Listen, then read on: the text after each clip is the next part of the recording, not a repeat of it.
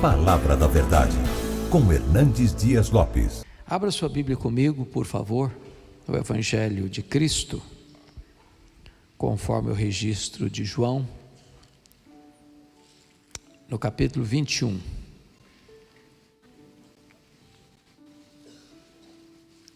João capítulo 21, versos de 1 a 19.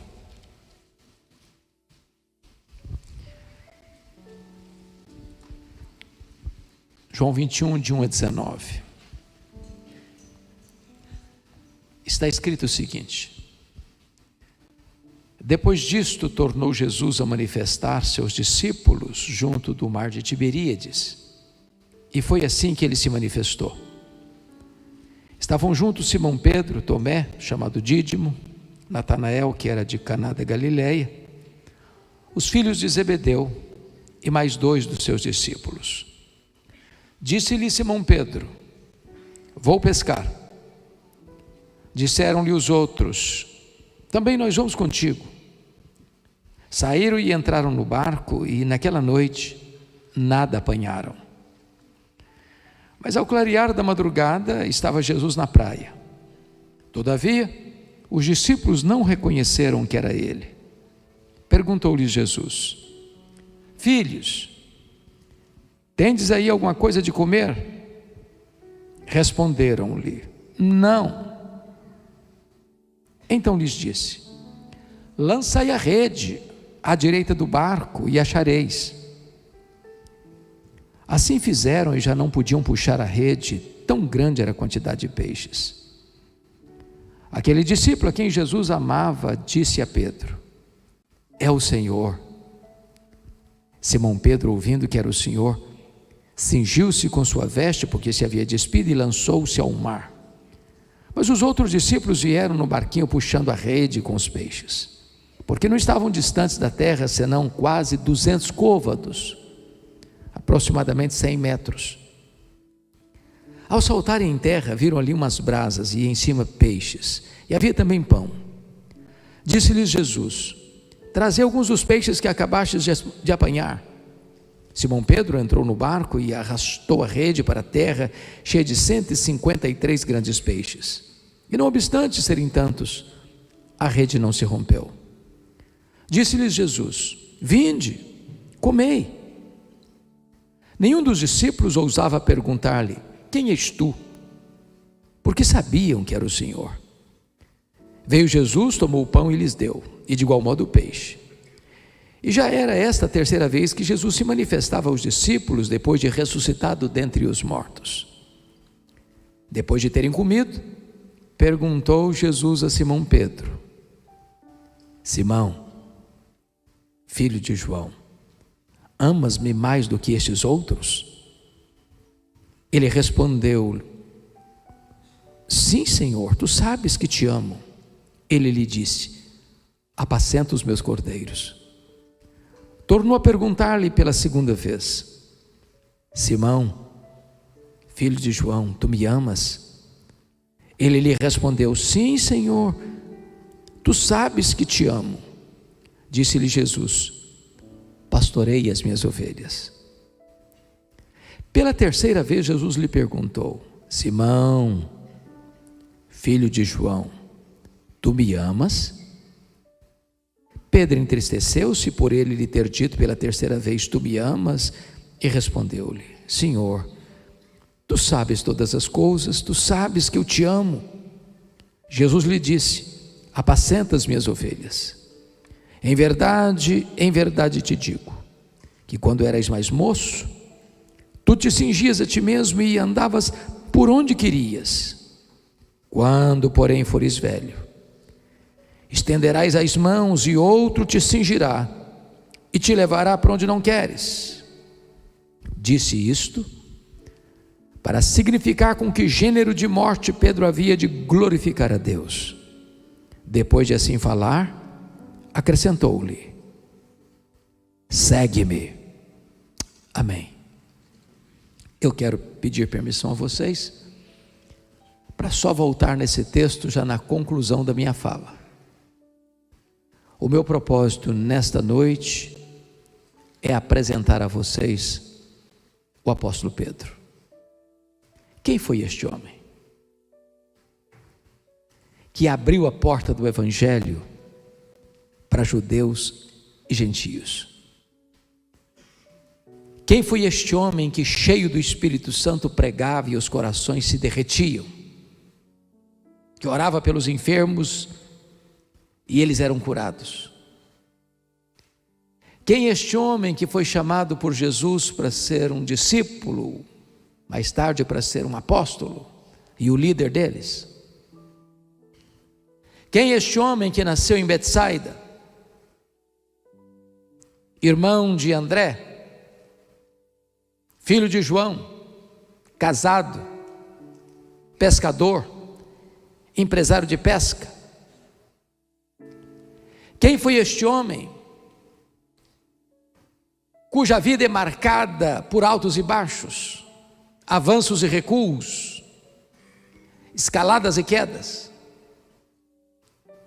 Quem é este homem capaz de fazer declarações robustas e corajosas: tu és o Cristo, Filho do Deus vivo, para em seguida tentar demovê-lo de ir para a cruz? Quem é este homem capaz de uma fé robusta a ponto de dizer para Jesus: se és tu, manda-me ir ter contigo por sobre as águas, para em seguida render-se à incredulidade e naufragar? Quem é este homem capaz de prometer a Jesus fidelidade irrestrita para depois negá-lo covardemente? Quem é este homem? Contraditório, paradoxal. Este homem está aqui nesta noite. Este homem mora debaixo da nossa pele. O sangue deste homem corre em nossas veias. O coração deste homem bate em nosso peito. Nós somos Pedro.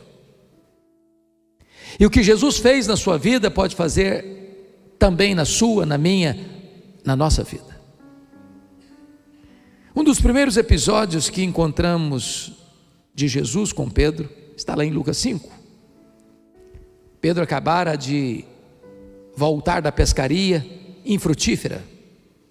Não pegaram nada naquela noite, estavam lavando as redes, e Jesus estava na beira da praia ensinando a uma multidão, quando de repente, propositadamente, Jesus vê 2 barcos ancorados, um deles era o de Pedro, e Jesus entrou no barco de Pedro e disse para ele: afasta o barco, Pedro.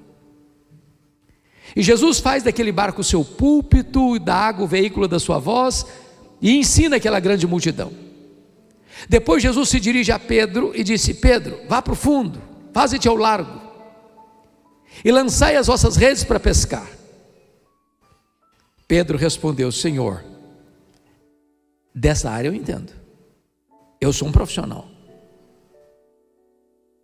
trabalhamos a noite inteira, o mar não está para peixe.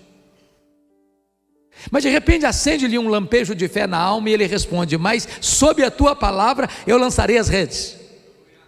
E quando ele lança as redes, um enxame de peixes começa a pular nas redes, as redes começam a se romper, aquele barco não consegue reter o produto da pesca milagrosa, o outro barco precisa vir, e quando Pedro percebe que não está apenas diante de um dia de sorte, mas de um milagre extraordinário, ele larga para lá o barco, ele larga para lá as redes, ele larga para lá os peixes, vai na direção de Jesus, se prostra diante dele e diz: Senhor, afasta-te de mim, vai embora de mim, eu sou um pecador.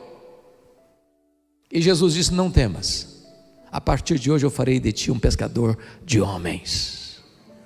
E Pedro abandona a sua empresa e começa a seguir a Jesus. Tornou-se um discípulo de Jesus, mais tarde um apóstolo de Jesus. Ele anda com Jesus, ele escuta Jesus, ele vê os milagres de Jesus, até que Jesus está lá no extremo norte de Israel, lá nas fraldas do Monte Hermon, lá em Bânias, onde nasce o Rio Jordão, lá em Cesareia de Filipe. E Jesus está fazendo uma espécie de enquete com seus discípulos e pergunta para eles assim: quem dizem os homens ser o Filho do Homem? Em outras palavras, o que o povo comenta a meu respeito? E os discípulos responderam: mestre, uns dizem que tu és João Batista, outros dizem que tu és Elias, outros dizem que tu és Jeremias, outros dizem que tu és alguns dos profetas. Em outras palavras, Senhor, o povo não sabe nada a teu respeito. Então Jesus se volta para eles e pergunta: e vós, quem dizeis que eu sou? Pedro era um falante, um líder, não suportava que ninguém falasse na frente dele. Respondeu pelo grupo: tu és o Cristo, o Filho do Deus vivo. Talvez até esperando um elogio de Jesus. Parabéns, Pedro, você é um homem de uma capacidade diferenciada, você está rigorosamente certo. Mas não foi o que Jesus disse. Jesus disse assim: bem-aventurado és, Simão Bar-Jonas, porque não foi carne e sangue quem tu revelaram, mas o meu Pai que está nos céus. Sabe o que Jesus está dizendo para Pedro? Pedro, não pense você que você sabe quem sou eu, porque você é mais inteligente que os outros. Você só sabe quem sou eu, porque o Pai me revelou para você. Porque se o Pai não tivesse me revelado para você como os outros, você também não saberia quem eu sou. E Jesus emenda e disse: eu também te digo que tu és Pedro, e sobre esta pedra eu edificarei a minha igreja, e as portas do inferno não prevalecerão contra ela. Pois está aqui em Mateus 16, 18, um dos textos mais importantes da Bíblia, de cuja correta interpretação depende o futuro do cristianismo. Porque a grande pergunta é: quem é a pedra sobre a qual a igreja está edificada? Nestes 20 séculos de cristianismo, 3 interpretações se destacam. Primeira delas: o próprio Pedro é a pedra. Assim pensam mais de 800 milhões de pessoas no mundo. Há um adágio, ou um ditado, ou uma frase em latim muito conhecida: ubi Petros, ibi ecclesia. Onde está Pedro? Aí está a igreja. A segunda interpretação é que a pedra é a declaração de Pedro: tu és o Cristo, o Filho do Deus vivo. Onde essa declaração é feita, aí está a pedra fundamental da igreja. Mas a terceira interpretação, e eu penso que todos nós aqui a subscrevemos, se não a maioria de nós, é que o próprio Cristo é a pedra sobre a qual a igreja está edificada. E esse texto nos leva a essa conclusão, se não vejamos. Há na língua grega uma espécie de trocadilho entre a palavra Pedro e a palavra pedra. Pedra não deriva de Pedro, Pedro deriva de pedra. Pedro é Petros, fragmento de pedra, um pedaço de pedra arrancado de um maciço rochoso. Pedra é Petra, e Petra é rocha inabalável, metáfora só usada para Deus em toda a Bíblia. Então o que Jesus está dizendo é o seguinte: eu também te digo que tu és Petros, fragmento de pedra, mas sobre esta pedra, sobre esta rocha inabalável que sou eu edificarei a minha igreja. Mas também o pronome demonstrativo nos ajuda a entender. Tanto em grego, quanto em inglês, quanto em português, há uma diferença entre o pronome demonstrativo esta e essa. Por exemplo, eu estou com a minha Bíblia e eu digo: esta Bíblia está comigo. Se eu coloco a minha Bíblia no púlpito e me afasto, eu digo: essa Bíblia. Se Jesus tivesse a intenção de dizer que Pedro era pedra, ele teria dito: eu também te digo que tu és Petros, e sobre essa pedra eu edificarei minha igreja. Mas não foi o que ele disse. Eu também te digo que tu és Petros, fragmento de pedra, mas sobre esta pedra, sobre esta rocha que sou eu edificarei a minha igreja. Então Jesus está nos ensinando 4 verdades aqui. Primeira, Ele, Jesus, é o fundamento da igreja. Aliás, o próprio Pedro entendeu isso. Quando em Jerusalém pregando, ele afirmou de forma literal que Jesus é a pedra que os construtores rejeitaram, que veio a ser a pedra de esquina da igreja, a pedra fundamental da igreja.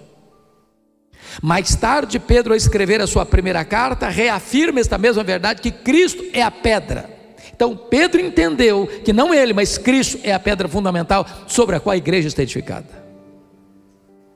De igual modo, o apóstolo Paulo entendeu isso em 1 Coríntios 3,11, quando vai dizer que ninguém pode lançar outro fundamento além daquele que já foi posto, o qual é Cristo Jesus. Segundo, Cristo é o dono da igreja. Ele diz: eu edificarei a minha igreja. A igreja tem dono. A igreja não é sua, a igreja não é minha, a igreja não é nossa.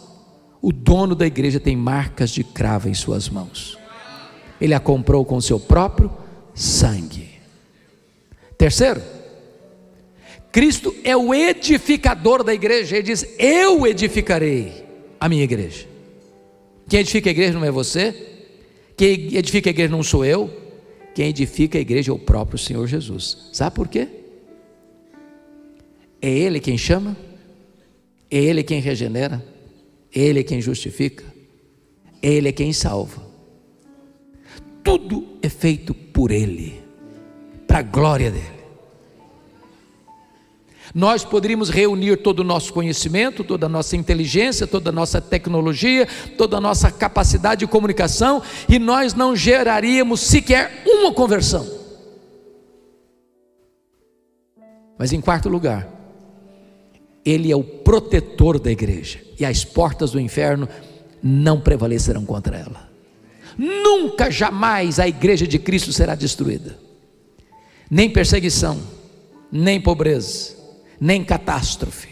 A igreja do Senhor Jesus está guardada por Ele, e ninguém pode destruir a igreja do Deus vivo. Pois bem, depois que Jesus esclarece isso, Jesus diz, Mateus 16, que passa pela primeira vez a falar para os seus discípulos que era necessário que ele subisse para Jerusalém, fosse entregue nas mãos dos sacerdotes, para ser crucificado, para ressuscitar no terceiro dia. Quando Pedro escuta isso, depois de ter falado que Jesus é o Cristo, o Filho do Deus vivo, diz a Bíblia que chama Jesus à parte: vem cá, Jesus, e passa a reprovar Jesus, a repreender Jesus. Tem compaixão de ti, isso não pode te acontecer. Larga a mão desses pensamentos soturnos, larga a mão desses pensamentos negativos, pensa em vida, fuja da morte. E Jesus olha para ele e diz: arreda, Satanás, és para mim causa de tropeço, não cogitas as coisas de Deus, apenas as coisas dos homens. Notem vocês que se Pedro fosse a pedra fundamental da igreja, a igreja estaria sendo construída sobre areia movediça. Mas bendito seja Deus, a igreja está edificada sobre a rocha que não se abala. Mas vamos entender o que Jesus não disse. Primeiro, Jesus não está dizendo que Pedro é Satanás. Segundo, Jesus não está dizendo que Pedro está endemoniado. Terceiro, Jesus não está mandando Pedro arredar. Jesus está mandando Satanás arredar. Que Satanás? O Satanás que está induzindo Pedro a afastar Jesus da cruz. Se não entendermos isso, a gente diz: arreda, Pedro. Aí o Satanás fica. Não, quem tem que arredar é o Satanás. Pedro fica. Pedro é discípulo. Em Pedro Jesus vai continuar investindo. Apesar das nossas fraquezas e deslizes, Jesus não desiste de nós. Tanto é prova que uma semana depois Jesus sobe a um alto monte com o propósito de orar, e a quem ele leva? Pedro, Tiago e João. E naquele monte 4 milagres aconteceram. Primeiro milagre, Jesus é transfigurado diante deles. Segundo milagre, Moisés e Elias aparecem em glória conversando com Jesus. Terceiro milagre, uma nuvem luminosa os envelopa. Quarto milagre, de dentro da nuvem surge uma voz divina dizendo: este é o meu filho, o meu eleito, a ele ouvi. Entretanto, apesar de 4 milagres, pisando no terreno do sobrenatural, Pedro e os seus colegas não têm discernimento espiritual. Nós vivemos numa geração ávida por milagres, e eu creio em milagres, eu prego sobre milagres, esta igreja crê em milagres, esta igreja prega sobre milagres, esta igreja tem experimentado milagres, mas nós entendemos uma coisa: não é o milagre que tem o poder de transformar. Se você perceber, nesse monte tem 3 gerações representadas: a geração de Moisés, a geração de Elias e a geração dos apóstolos. Se você ler a sua Bíblia, vai perceber que essas foram as 3 gerações que mais viram milagres. Mas vai notar também que essas foram as 3 gerações mais incrédulas da história. Pedro está vendo milagres, mas Pedro não discerne a centralidade da pessoa de Jesus. Quando ele disse: mestre, bom estarmos aqui, vamos fazer 3 tendas, uma será tua, outra de Moisés, outra de Elias. Pedro, mesmo sem saber o que está falando, acha que ele está no controle. Quando a Bíblia diz que ele não sabia o que estava falando, a Bíblia quer dizer o seguinte: ele não sabia o que estava falando, porque estava falando uma bobagem. Que bobagem? Pedro estava comparando e equiparando Jesus a Moisés e a Elias, ao representante da lei, ao representante dos profetas. Mas Jesus não é apenas um grande homem, Jesus é o próprio Deus entre os homens. Ele é único, ele é singular, ele é incomparável. Vendo milagres, mas não discernindo a centralidade da pessoa de Jesus. Segundo, vendo milagres, mas não discernindo a centralidade da missão de Jesus. Entendamos isso. Quando Jesus desce desse monte, lá embaixo tem um pai aflito, cujo filho único, desde a infância, está endemoniado. E Jesus cura o menino, liberta o menino. E diz Lucas 9, 43 e 44, que em face desse milagre, todos se maravilhavam do quanto Deus fazia por intermédio de Jesus. Todos quem? Toda aquela multidão, e os discípulos inclusive. Só que Jesus viu nessa admiração um grande perigo. Que perigo? O mesmo relatado por João 6. Quando Jesus multiplicou pães e peixes, diz lá que a multidão quis fazer de Jesus um rei, um Messias político, um Messias para resolver os problemas do aqui e do agora, um Messias para dar pão para eles, dar remédio, cura para eles, milagres para eles. E diz a Bíblia que quando a multidão quis fazer de Jesus um rei e um Messias político, ele fugiu da multidão. Então agora os discípulos estão como que embarcando nesta mesma canoa furada. Por isso Jesus disse não para a multidão, Jesus disse para os seus discípulos em Lucas 9,44: fixai nos vossos ouvidos as seguintes palavras: o Filho do Homem vai ser entregue nas mãos dos homens. Sabe o que Jesus está dizendo para os discípulos? Não pensem vocês que eu vou mudar minha agenda, não pensem vocês que eu desci do céu para a terra para ser apenas um operador de milagres, não pensem vocês que essa vai ser a minha missão no mundo. Eu estou indo para a cruz, é porque é lá na cruz que eu vou libertar vocês, é lá na cruz que eu vou redimir vocês, é lá na cruz que eu vou cumprir o propósito do meu Pai desde toda a eternidade para salvar vocês. Qual é a prova que nós temos disso? Lucas 9:31 diz que a conversa entre Moisés e Elias com Jesus foi sobre a sua partida para Jerusalém. A palavra partida no grego é a palavra êxodos, de onde vem a nossa palavra portuguesa êxodo. E o que foi o êxodo? A libertação de Israel da escravidão do Egito. Moisés e Elias conversaram com Jesus sobre a cruz, a partida para Jerusalém. E o que Jesus está dizendo, que a nossa redenção da condenação do inferno para termos vida eterna foi a libertação que Ele realizou na cruz do Calvário, quando Ele fez pecado por nós, quando Ele foi feito maldição por nós, quando Ele morreu pelos nossos pecados segundo as Escrituras e ressuscitou segundo as Escrituras para a nossa justificação. Mas diz Lucas 9,45 que os discípulos não entenderam isso, vendo milagres, mas não sabendo quem é Jesus, não sabendo para que Jesus Cristo veio ao mundo. Lucas 9, 51, 53 diz que a partir desse momento Jesus começa a caminhar para Jerusalém, e todo mundo via isso no rosto dele, no semblante dele. Aí chega em Jerusalém. Quando ele chega, tem uma multidão esperando, tem outra multidão entrando com ele, e as pessoas vão estendendo as palmas e cantando: Hosana, Hosana, bendito que venha em nome do Senhor. E ele vai descendo o Monte das Oliveiras, vai atravessando o Vale do Cedron, vai começando a subir a encosta do Monte Moriá. Lá está a entrada da cidade, e a multidão canta, e Jesus chora. Por que Jesus chora? Porque Jerusalém não aproveitou o tempo da sua oportunidade. Porque aquela era a cidade que matava os profetas e estava para matar Jesus. Jesus Cristo chora porque vê profeticamente a cidade de Jerusalém, dentre algumas décadas, sendo arrasada e destruída pelos romanos. Quando ele entra, depois de trazer alguns ensinamentos, ele diz para Pedro e João: vocês vão me preparar um lugar para que eu possa comer a Páscoa com vocês.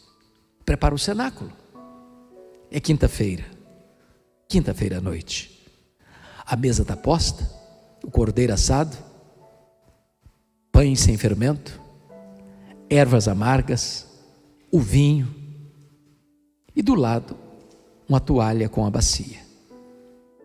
Não se sentava à mesa sem lavar os pés.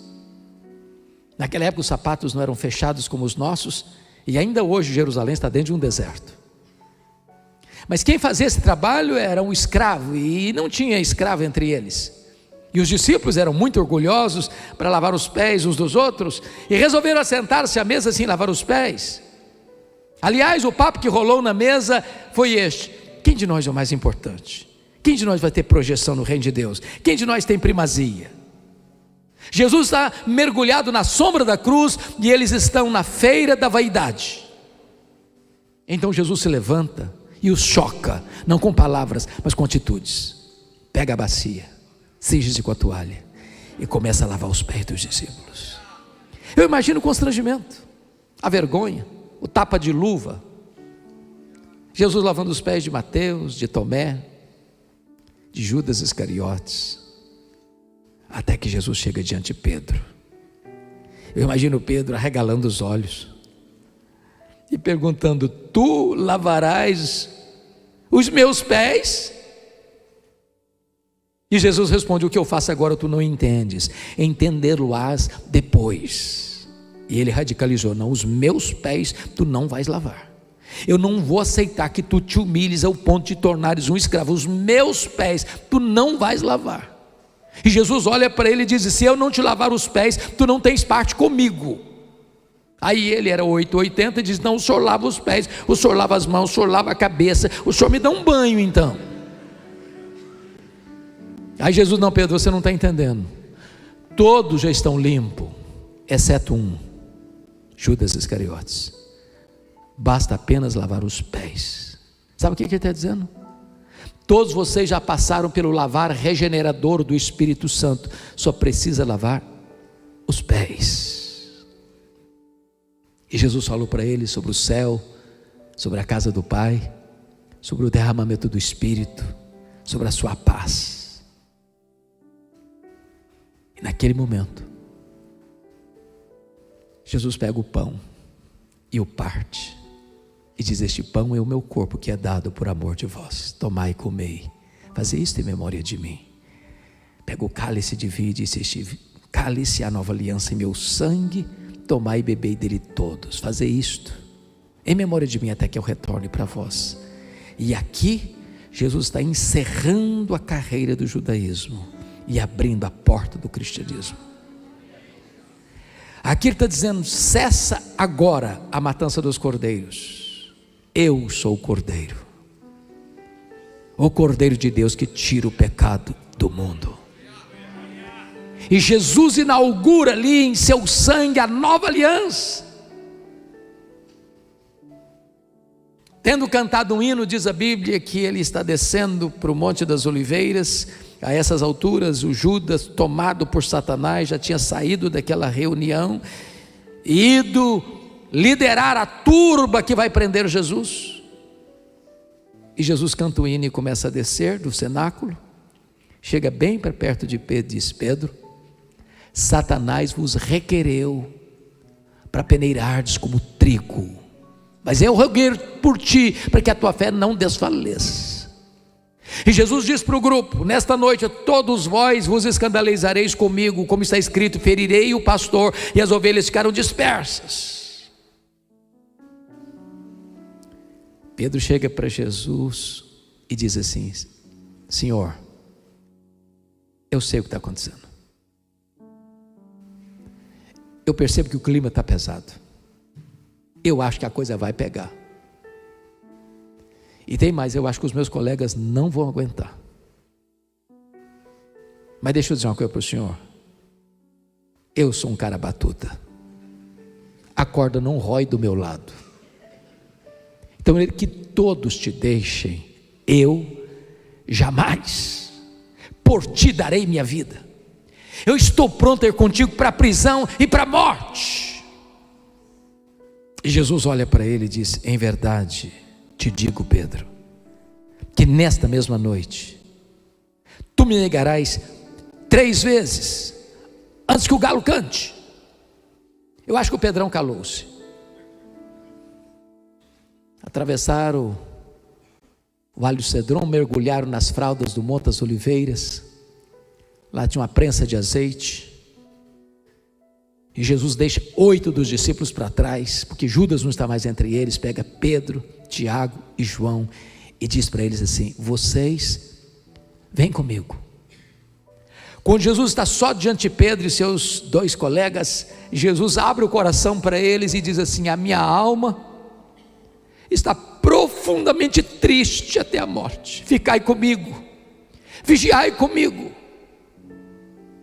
E diz a Bíblia que Jesus avança sozinho para o interior do jardim. Ele, o Rei da Glória, o Criador do Universo, bota o rosto no chão e ora e chora, e ora e chora, e ora e chora. E Hebreus 5,7 diz que ele oferece forte clamor e lágrimas àquele que podia libertá-lo da morte. Ele diz: Senhor, se possível, passe de mim este cálice sem que eu beba, senão seja feita a tua vontade. Que cálice era este? Tão amargo, tão difícil de beber, que traz angústia de morte ao Filho de Deus. Será que este cálice era a certeza que ele seria preso naquela noite? Será que era a certeza que Judas o trairia com um beijo? Será que era a certeza que Pedro negaria covardemente? Será que era certeza que ele seria cuspido e esbordoado no sinédrio judaico? Será que era certeza que costurariam contra ele 2 pesadas e levianas acusações, blasfêmia contra Deus e conspiração contra César?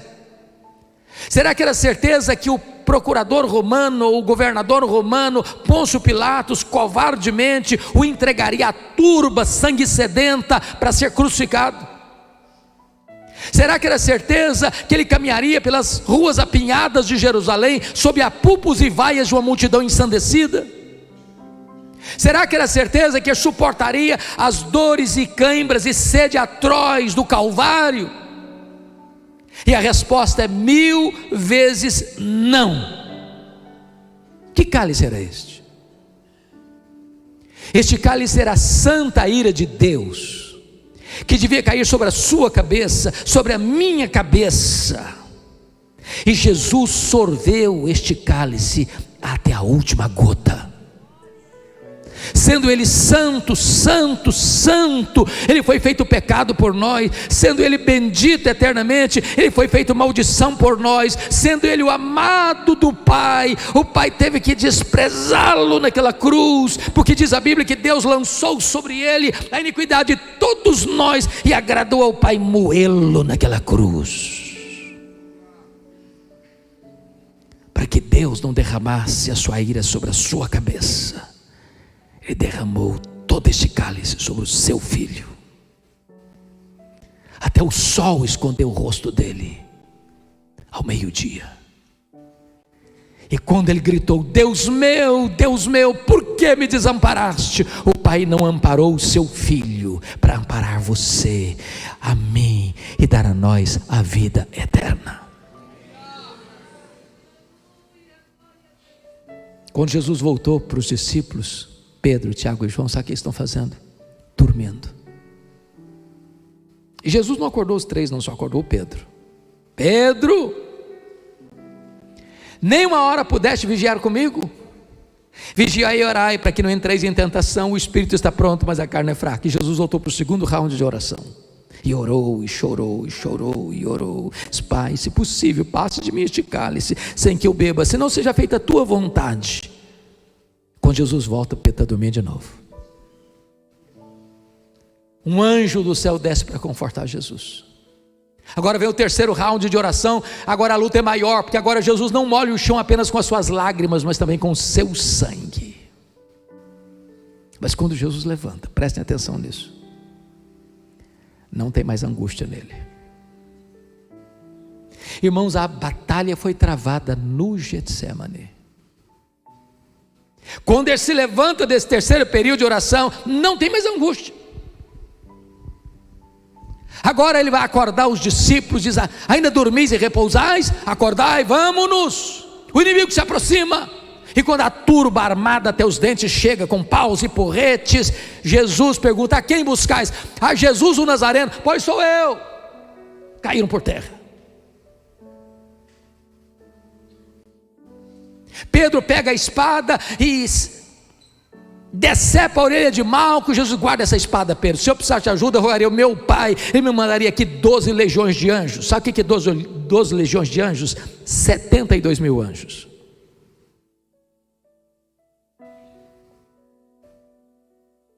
A partir de agora, Jesus é levado ao sinédrio judaico, que está firme como uma rocha.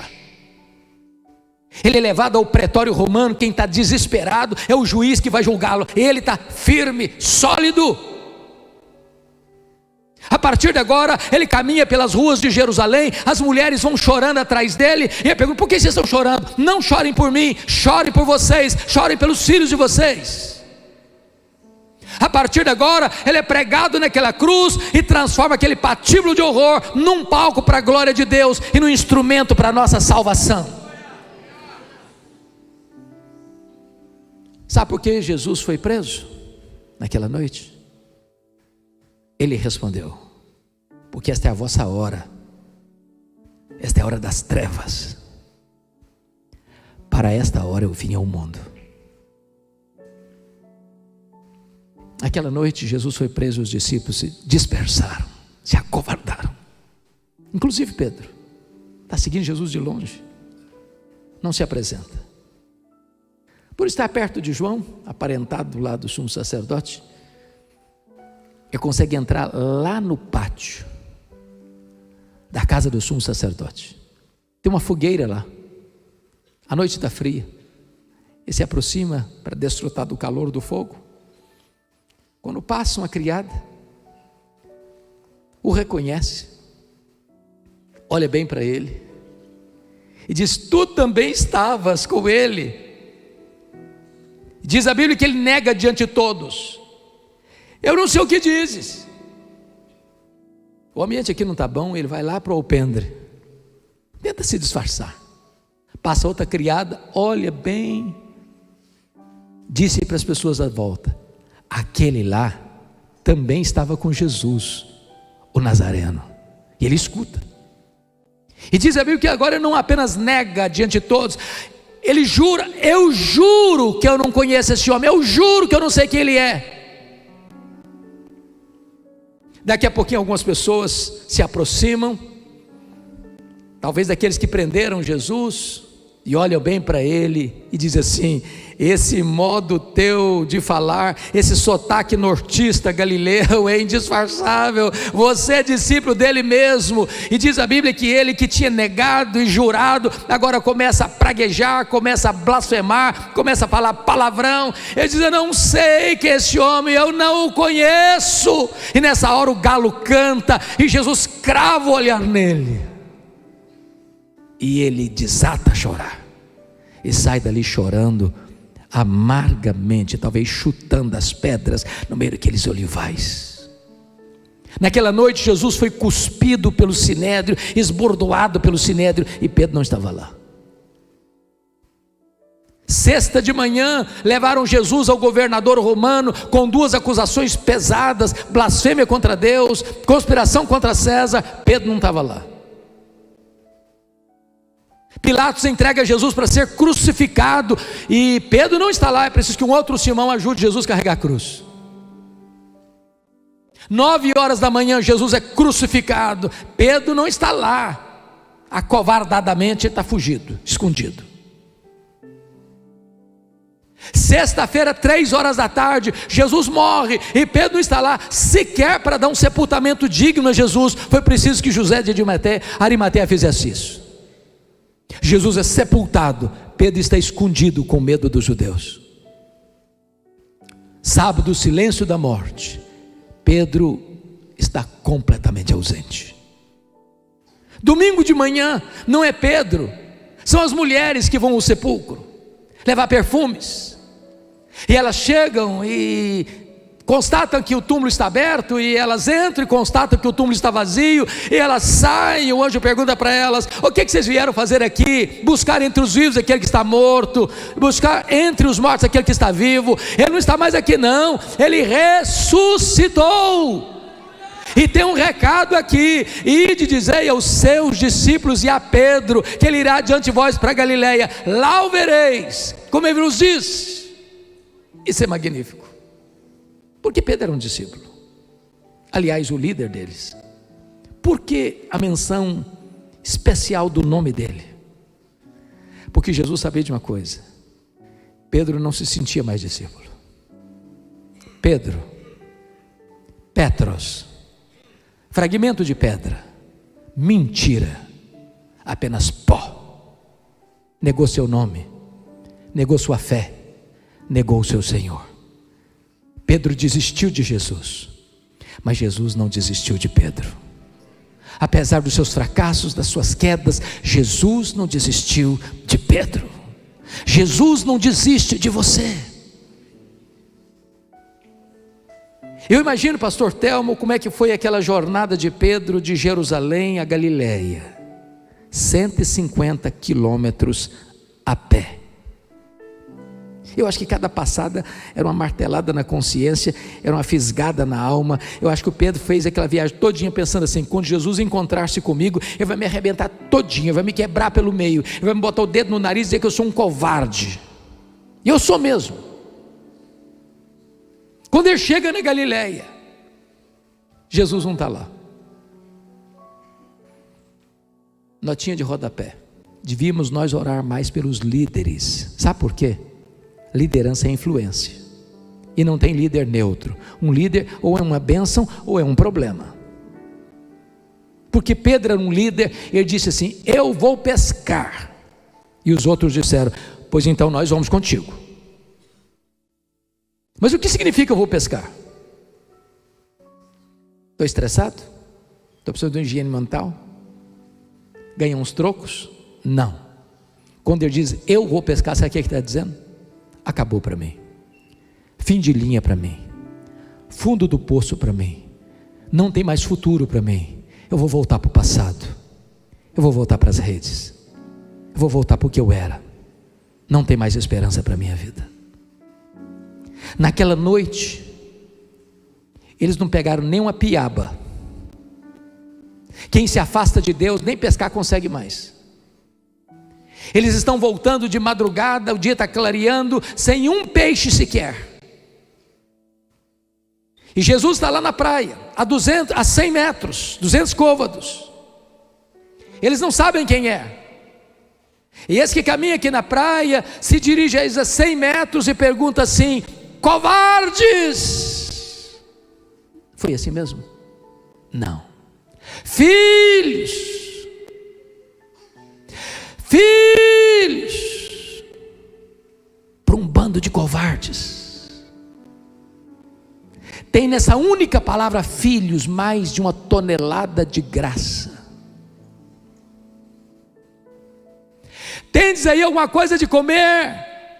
Essa pergunta não foi feita porque Jesus precisasse dessa informação. Jesus está querendo acordar a consciência desses homens. E eles responderam: não. Eles dizem: então, lançai a rede à direita do barco e achareis. Aquele a quem servimos nesta noite criou o céu, criou a terra, criou o mar, criou os peixes e empurra um cardume de 153 grandes peixes para o lado direito do barco. E quando lança a rede ficou tomada de muitos peixes. E o João chega para Pedro e diz: ô Pedro, é ele chegou, é Jesus, ele está aqui, Pedro, ele está aqui, Pedro. E Pedro mais uma vez larga para lá o barco, larga para lá as redes, larga para lá o peixe, nadou 100 metros, coração acelerado, diz: agora ele vai me quebrar todinho, ele vai me arrebentar todo, ele vai botar o dedo no meu nariz. Quando ele chega, uma surpresa. Quando ele chega, ele vê um braseiro com pães e com peixes. E no Novo Testamento só tem 2 vezes a palavra braseiro.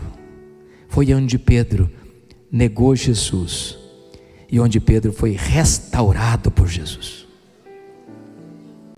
Jesus plantou aquele braseiro ali para fazer uma reconstituição da cena da queda. Para dizer: ô Pedro, sabe por que eu botei esse braseiro aqui?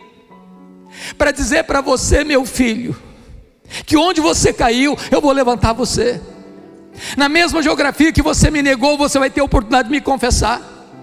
Onde você for um fracasso, a partir de agora eu vou restaurar você para ser uma bênção. Sabe por quê, Pedro? Porque a minha graça é maior do que o seu pecado.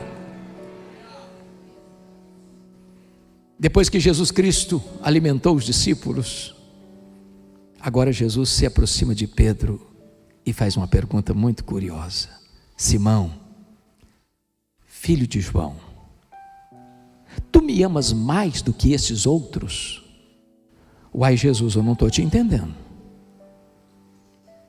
Por que deveria eu amar-te mais do que os outros? Não basta amar-te igual aos outros? Mas por que Jesus está fazendo essa pergunta para ele? Porque lá atrás o Pedro havia dito assim: Senhor, ainda que todos te abandonem, eu jamais. Sabe o que ele está dizendo para Jesus naquela ocasião? Senhor, eu sou melhor do que os outros, eu sou mais crente do que os outros, eu sou mais leal do que os outros, eu te amo mais do que os outros.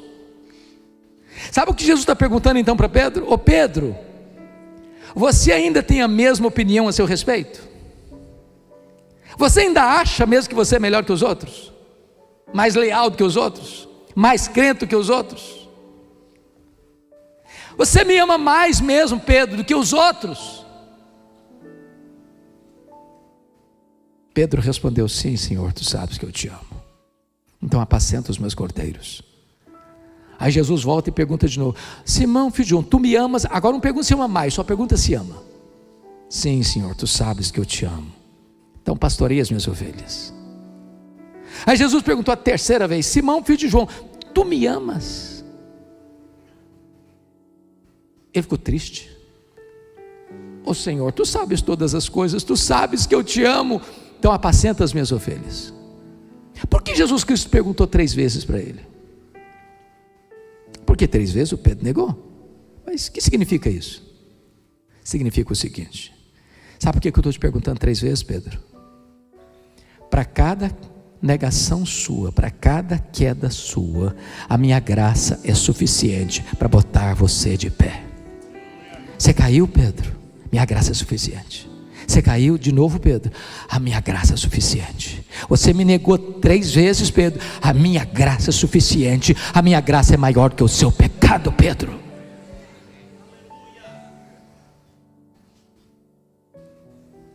Irmãos amados, esse texto na língua original, no grego, tem uma riqueza que nós não conseguimos transportar para a língua portuguesa. Há 2 verbos que estão sendo usados aqui para a palavra amor. Tem o verbo agapau, da palavra ágape, que é amor sacrificial. É o amor que dá a vida pelo outro. E o verbo filéu, da palavra filia, de onde vem filosofia, amor, a sabedoria. É o amor de amizade. Eu gosto de você. Quando Jesus pergunta para Pedro a primeira vez: tu me amas mais do que estes outros? Jesus perguntou com o verbo agapau. Jesus perguntou assim: Petros, agapas-me? Em outras palavras, tu me amas a ponto de dares tua vida por mim, de morreres por mim? Pedro não respondeu essa pergunta. A resposta de Pedro foi outra coisa. O que Pedro respondeu para Jesus foi o seguinte, na língua original: Senhor, amor ágape eu não tenho. Eu não tenho coragem de morrer por ti. Eu não estou pronto a dar minha vida por ti. Eu só gosto de ti. E respondeu: Filose, eu gosto de ti com amor filéu. Amor ágape eu não tenho. Quando Jesus perguntou para ele a segunda vez, usou o mesmo verbo da primeira pergunta: Petros, agapas-me? Tu me amas com amor ágape? Tu me amas a ponto de morreres por mim, de dares tua vida por mim? Pedro não respondeu essa pergunta de novo. Ele disse: não, Senhor, amor ágape eu não tenho. Eu não estou pronto a dar minha vida por ti. Eu não tenho coragem de morrer por ti. Eu só gosto de ti. E respondeu do mesmo jeito: Filose. Só isso. Por que Pedro ficou triste da terceira vez? Na terceira pergunta? Porque Jesus mudou a pergunta. Jesus usou na terceira pergunta o mesmo verbo que Pedro estava usando para as 2 respostas anteriores. E Jesus então perguntou para ele: Petros, fileis-me? Pelo menos você gosta de mim? E ele respondeu: ah, Senhor, tu sabes todas as coisas. Eu só gosto de ti. E respondeu do mesmo jeito que estava respondendo: Filose, eu só gosto do Senhor. Qual a lição que você aprende com isso? Quando Pedro, confiando nele mesmo, disse para Jesus: por ti darei minha vida, ele negou Jesus. Mas quando Pedro humildemente reconheceu que ele não tinha força nele mesmo para morrer por Jesus, aí Jesus o capacitou a dar a sua vida por ele. Se vocês perceberam, Jesus está restaurando a vida de Pedro, mas mais do que isso, Jesus está restaurando o ministério de Pedro. Apacenta os meus cordeiros, pastoreia as minhas ovelhas, apacenta as minhas ovelhas. Talvez nós temos nesse auditório e gente que está nos seguindo pelas mídias sociais, que já pensou em desistir, já pensou em retroceder, já jogou a toalha, já abandonou o cajado e diz: para mim não tem mais jeito, eu caí, eu fracassei, eu fui derrotado na vida e eu não consigo mais me levantar, eu não consigo mais pegar o cajado, eu não consigo mais pregar o evangelho, pois Jesus está aqui nesta noite, não só para restaurar a sua vida, mas para restaurar os seus sonhos e restaurar o seu ministério e devolver a você o cajado de pastor nesta noite. A partir daqui Pedro é um novo homem. A partir daqui Pedro é um homem de oração. A partir daqui Pedro é um homem cheio do Espírito Santo. A partir daqui Pedro prega e os corações se derretem. A partir daqui Pedro prega e as pessoas são convertidas. Pedro ora e os enfermos são curados. A partir daqui Pedro não tem medo da morte, não tem medo da prisão, não tem medo de açoites. A partir daqui Pedro é um gigante de Deus. E é nesse contexto que entra o versículo 18. E Jesus diz assim para ele: ô Pedro, em verdade te digo, que quando eras mais moço, tu te cingias a ti mesmo, e andavas por onde querias. Quando, porém, fores velho, estenderás as mãos, e outro te cingirá e te levará para onde não queres. Sabe o que Jesus está dizendo para Pedro aqui? Ô Pedro, você se lembra quando você disse que estava pronto a dar a sua vida por mim? Morrer por mim? Lembro, Jesus, lembro sim. Pois é, Pedro, esse dia vai chegar. Não é agora não. É quando você ficar velho. Eles vão crucificar você. Pastor Telmo, se não fosse a graça, Pedro seria ido ali para um divã de um psicanalista. Você já pensou o que é isso? Quando você ficar velho, Pedro, você não vai se aposentar, você não vai comprar uma casinha nas montanhas, nem na beira-mar. Quando você ficar velho, você vai ser crucificado. Eu imagino Pedro chegando em casa, a esposa indo dar um abraço nele, dá um beijo nele. Seja bem-vindo, Pedro. Passa o relâmpago pela cabeça. Quando você ficar velho, você vai ser crucificado. Eu imagino Pedro pregando um sermão assim, cheio da bênção do eterno, os corações se derretendo, e passa na cabeça dele: quando você ficar velho, você vai ser crucificado.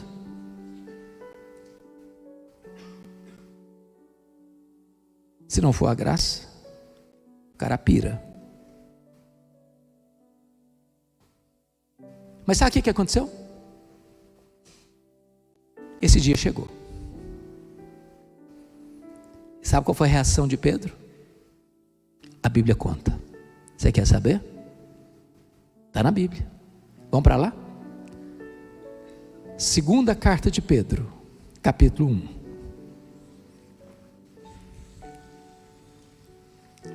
Versos 14 e 15. E eu encerro aqui. Ele diz assim: certo de que estou prestes a deixar o meu tabernáculo. Segunda de Pedro, capítulo 1, verso 14. Certo de que estou prestes a deixar o meu tabernáculo. É a mesma expressão de Paulo. Já estou sendo oferecido por libação. O mesmo contexto. Estou prestes a morrer. Como efetivamente nosso Senhor Jesus Cristo me revelou.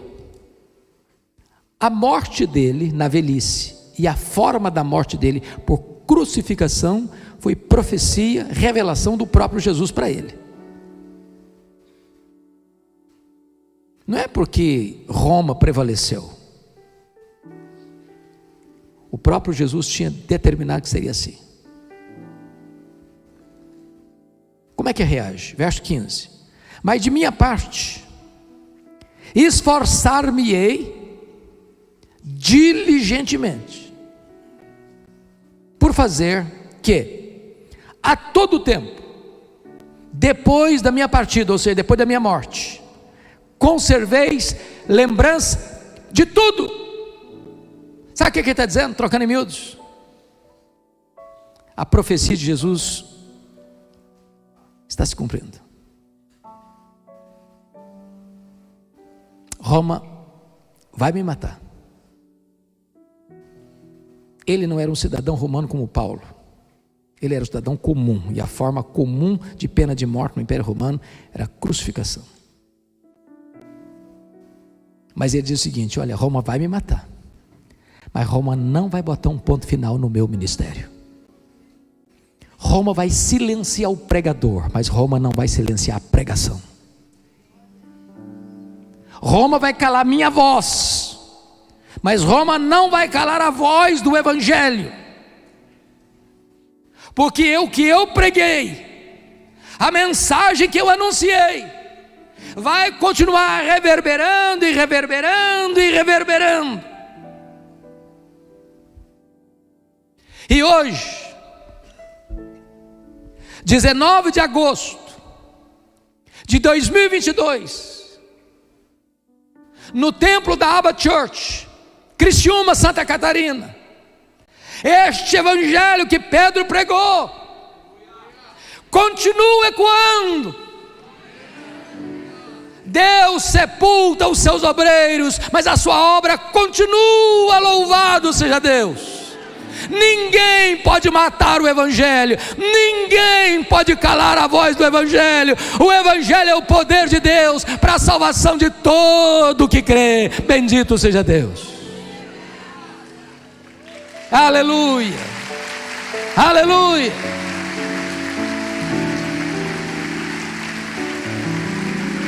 Numa época, meus irmãos, onde tantos estão fazendo o Evangelho algo diluído, precisamos retornar ao Evangelho maiúsculo e viril, o Evangelho da graça, que nos prepara para a vida, que nos prepara para a morte, que nos prepara para a eternidade. Que o Senhor nos abençoe. Amém.